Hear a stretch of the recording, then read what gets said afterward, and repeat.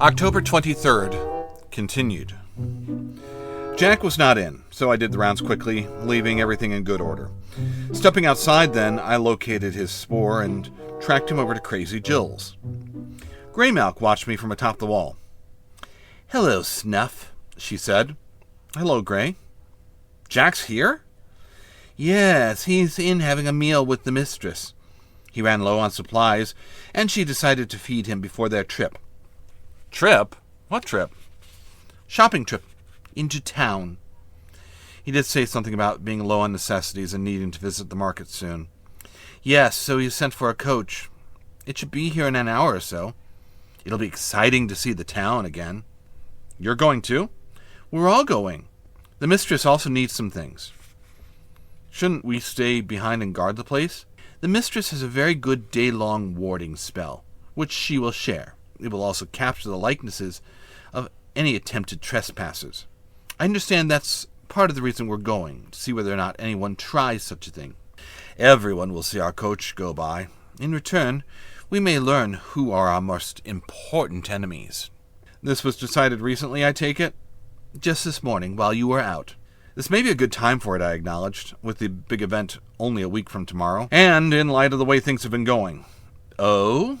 She rose, stretched, jumped down from the wall. "There are new developments?" "Walk with me," I said. "Where?" "To the vicarage." "You said we have an hour?" "All right." We left the yard and headed south. "Yes," I told her as we went, "we've lost the mad monk." "And you think the vicar did it?" "Probably. He seems to be our most militant player. That's not why I wanted to visit his focus, though. I just wanted to learn the location of the room where he keeps Lynette a prisoner."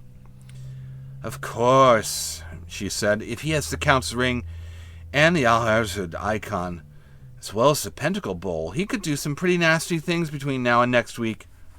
You said they mainly increase his technical prowess. I thought you meant for the ceremony. But he could hurt people with them right now." I asked the mistress. "Well, that's technical, but you act as if it weren't important. I still don't think it is. He'd be a fool to use the actual tools that way when he should be relying on his own abilities. The tools have a way of producing repercussive effects when they're used extracurricularly. He could wind up hurting himself badly unless he's a real master, and I don't think he is."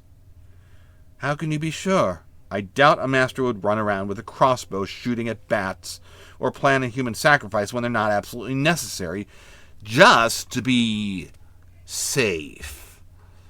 He's insecure about his power. A master aims at economy of operations, not proliferation." "That sounds about right, Snuff, but if he's too insecure, mightn't he be tempted to try an operation with just the tools against us the rest of the way? Just to narrow the field and make things easier for himself later on? If he's that foolish, the results are on his own head. And the person he directs that power against, don't forget that. It could be you. I understand you're safe if your heart is pure. I'll try and remember that." We reached the vicarage, and she led me around up the rear. "Up there. That's her room." "I've never seen her about." "I gather from Tikla that she's been locked up for several weeks." "I wonder how securely." "Well, she hasn't come out to my knowledge. And I told you I saw that chain around her ankle." "How thick?" "Hard to say. You want me to climb up and take another look?" "Maybe. I wonder whether the vicar is in." "We could check the stable and see whether his horse is there." "Let's do that."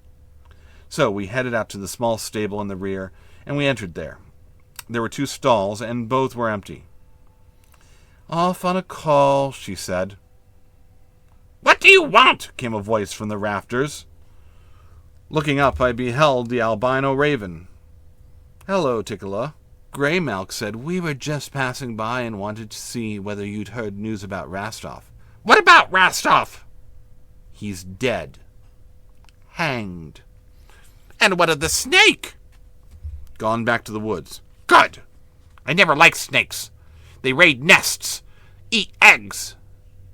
"Have you any news?" "Only that the big man has been out about again. There was an argument at the farmhouse, and he went to the barn for a time, crouched in the corner. The good doctor went after him, then there was more argument. He ran off into the night then. Went back later, though. That's interesting. I wonder what it's about. I don't know. Well, we'll be going now. Goodbye. Yes. We departed and returned to the vicarage. Grey Malk looked back. She can't see us from that rafter. Do you want me to climb up? Wait, I said. I want to try a trick I learned from Larry. I approached the back door and I checked the stable again. I could see no flash of light. Rising onto my hind legs, I put a paw against the door for balance, held it a moment, then dropped it to join the others in pressing on the knob towards its center. I turned my body as I made the effort. I did try 3 times, adjusting my grip, but the third time it went in far enough to make a clicking sound, and my weight caused the door to swing inward. I dropped into a normal position and entered. That's quite a trick. Do you feel any wards? No, I said. I pushed the door almost shut with my shoulder. It had to be paw-openable quickly in our return. Now what? She asked. Let's find the stairway. I'd like to see how the girl is secured. We stopped in the study, and she showed me the bowl and its skull. The bowl was indeed the real thing. I'd seen it many times before. Neither the icon nor the ring lay in such plain sight, however, and I hadn't the time to try my skill on drawers. We returned to our search with a stare. We mounted the stairwell, and Grey Malk led me to Lynette's room. The door was closed, and it did not seem necessary that it be locked with her chained up. I tried the door trick again, and it worked the first time. I had to see whether Larry had any other good ideas. As we entered, Lynette's eyes widened, and she said, "Oh." "I'll go rub up against her and let her pet me," Grey Malk said. "That makes people happy. You can be looking at the chain while I do that." It was actually the locks in which I was most interested. But even as I advanced to do that, I heard the distant clopping of horse hooves, approaching at the rapid pace. "Uh-oh," Grey Malk said among purrings, and the girl stroked her and told her how pretty she was. Tickla must have seen us come in, flew off, and given an alarm. I went through with my inspection. The chain was heavy enough to do its job, and the lock that secured it was impressively heavy. The one which fastened onto Lynette's ankle was smaller, but still hardly a thing to be dealt with in the morning. "I know enough," I said. "Race you home," Grey Malk said, leaping to the floor and running for the stair. The rider was dismounting as we bounded the first floor. A second or two later, I heard the back door open. The slam. "Bad," Grey Malk said. I can occupy the window." "Forget him. I'm going to take out the living room window." I reached the corner just as the nasty little man came around the other corner, riding crop in his hand. I had to slow to turn into the room, and he brought it down against my back. Before he could strike a second time, though, Grey Malk had leaped into his face, all of her claws extended. I bounded across the room, a scream rising in my back, and I leapt at the window, closing my eyes as I hit. I took the thing with me, mullions and all. Turning then, I saw Grey Malk. She was nowhere in sight, but I heard her yowl from within. 2 bounds and a leap brought me back into the room. He was holding her high by her hind legs and swinging the crop. When it connected, she screamed, and he let her fall. For he had not expected me to return, let alone to be coming at him low off the floor with my ears flat and a roar in my throat straight from my recent refresher with Growler. He swung the crop, but I came in beneath it. If Grey Malk were dead, I was going to kill him. But I heard her call out, "I'm leaving!" And I struck against his chest, knocking him over backwards. My jaws were open and his throat had been my target. But I heard her going out the window and I turned my head and bit hard, hearing cartilage crunch as I drew my teeth along his right ear. Then I was off him, across the room, and following Grey Malk outside to the sounds of his screams. "Want to ride on my back?" I called to her. "No! Just keep going!" We ran all the way home. As we lay there in the front yard, me panting and her licking herself, I said, "Sorry I got you into that, Grey." "I knew what I was doing," she said. "What did you do to him there in the end?" "I guess I mangled his ear." "Why?" "He hurt you." "I've been hurt worse than that. That doesn't make it right." "Now you have a first-class enemy. Fools have no class." fool might try and use those tools against you, or something else. I interrupted my panting to sigh. Just then, a bird-shaped shadow slid across us. Looking up, I was not surprised to see Tikla go by. After lunch and a quick running of my rounds, the coach came by, and we all entered and embarked for town. It had room for me to sit beside a window, while Greymalk crawled up into a seat across from me. Master and mistress faced each other to my right, chatting beside a window of their own. I had received only a few minor cuts from the glass, but Greymalk did have a nasty welt along her side. My heart did not feel pure when I thought of the vicar. I watched the sky. Before we'd gone a mile, I caught sight of Tekla again. She circled about the coach, then swooped low for a look inside. Then she was gone. I did not awaken Greymalk to remark upon it. The sky was cloudy. The wind occasionally buffered the coach.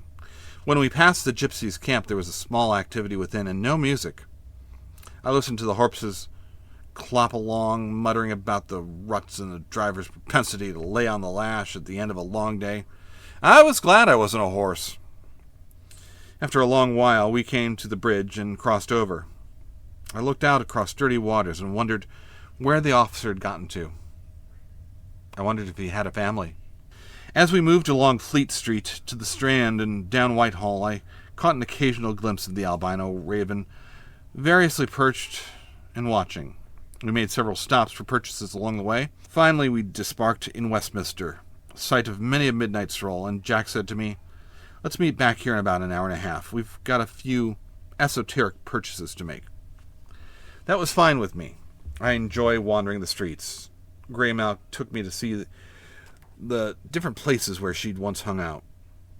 We spent the better part of an hour strolling, sorting through collected smells, watching the passers-by. Then, in an alley we'd chosen for a shortcut, I had the distinct feeling halfway down its length that something was wrong. This came but moments before the compact figure of the vicar emerged from a recessed doorway, a bulging bandage on his ear, lesser dressings covering his cheeks. Tekla rode on his shoulder with her white merging with those of the bandages. She might have been giving him directions as to our movements. I showed them my teeth and kept moving. I heard a footfall behind me. 2 men with clubs had sprung from another doorway. There was another on me, swinging them. My last sight was of Greymalk streaking back up the alley. I woke inside a dirty cage, a sickening smell in my nose, my throat, my lungs. I realized I'd been given chloroform. My head hurt, my back hurt. I drew and expelled several deep breaths to clear my breathing, and I could hear whimpers, growls, pathetic mewing, faint, sharp barks from many directions. Mutilated animals occupied cages both near and far. Dogs and cats without tails or the proper number of legs. A blind puppy whose ears had been cut off. A cat missing large pieces of her skin. What mad place was this? I checked myself over quickly to make sure that I was intact. At the room's center was an operating table, a large tray of instruments beside it. On hooks next to the door across the way hung a number of once white laboratory coats with suspicious-looking stains upon them. As my head cleared, my memory returned to me, and I realized what had happened. The vicar had delivered me into the hands of a vivisectionist. At least Greymalk had escaped. That was something. I inspected the door to my cage, and it was a simple enough latch to hold it shut, but the mesh was too fine for me to reach through and manipulate it. What would Growler counsel? Things were so much simpler in the primeval wood. The most obvious plan was to fake lassitude when they came for me, then to spring attack. I had a feeling, though, I wasn't the first ever to think of such a ploy. And where were the others now? Still, I couldn't just lie there and contribute to medical understanding. So unless something better came along, I resolved to give the plan a try when they came for me. When they did, of course, they were ready. They had a lot of expertise with fangs and knew just how to go about it. There were 3 of them. 2 of them had on elbow-length padded gloves, and when I pulled away, lunge and that bite maneuver, I got a padded forearm between my jaws. My legs were seized, and held while someone twisted an ear painfully. They were efficient. They had me. Soon I was strapped on a table, and in less than a minute, I wondered just how long I'd been unconscious. I leaned over to their conversation as began their preparations. Strange him paying us so well to do a job on this one. Well, it is a strange job. It does involve some extra work. Bring over some clean parts buckets. It was very specific when we render him down, a piece at a time. There'll be no foreign blood or other materials. Who's to know? For what he's paying, he can have his way. I have to scrub him out. Do it. And where's the cask for the head? I left it in the other room. Get it. I want everything at hand. Nice doggy. He patted my head and we waited. He was a strange one, said the third man, a thin blonde fellow with bad teeth. What's so special about doggy candles? Don't know, and I don't care. We give the customer what he pays for. The other returned then, a short man with wide shoulders, large hands, and a tick at the corner of his mouth. He bore what looked like an odd-sized lunch pail. I have it now. Good. Then gather round for a lesson. Then I heard it. Bzzzt! A high-pitched whine descending with a low throb and in about 3 cycles every second. It's above the range of the human ear. It accompanies the main curse, circling at a range above about 150 yards initially. Bzzzt! First we'll remove the left rear leg. Bzzzt! The others drew near. The circle might well be smaller now, of course. Then came a loud pounding on the outer door. The devil! I see who it is, asked the smaller man. No, we're operating. He can come back, if it's important. Bang, bang, bang, inconsiderate lout, ruffian. The third time that the knocking occurred, it seemed as if each blow were performed by a strong man striking his shoulder against the door, attempting to break it down. What cheek! Perhaps I should go have some words with him. Yes, do. The shorter man took a step towards the entrance when a splintering sound reached us from the next room, followed by a loud crash. Heavy footsteps entered the outer room. Jack stood upon the threshold, staring at the cages, the vivisectionists, and myself among the table. Greymalk peered in from just behind him. Just who do you think you are, beast, bursting into a private laboratory? Interrupting a piece of scientific research and damaging our door! I could see it now, like a black tornado, surrounding Jack and settling inward. If it entered him completely, he would no longer be in control of his actions. I've come for my dog, he said. That's him, on the table. No, you don't, laddie. This is a special job for a special client. I'll be taking him, and I'll be leaving now. The beefy man raised his scalpel and moved around the table. This can do amazing things to a man's face, pretty boy. The others picked up scalpels as well. Guess you've never met a man who really knows how to cut. It went into him. That funny light came into his eyes, and his hand came out of his pocket. Starlight traced the runes on the side of his blade. Well met, Jack said then, through the teeth of his grin, and he continued to walk straight ahead. When we left, I realized the old cat had been right about the seas and the messes, too. And I wondered what sort of light they would give.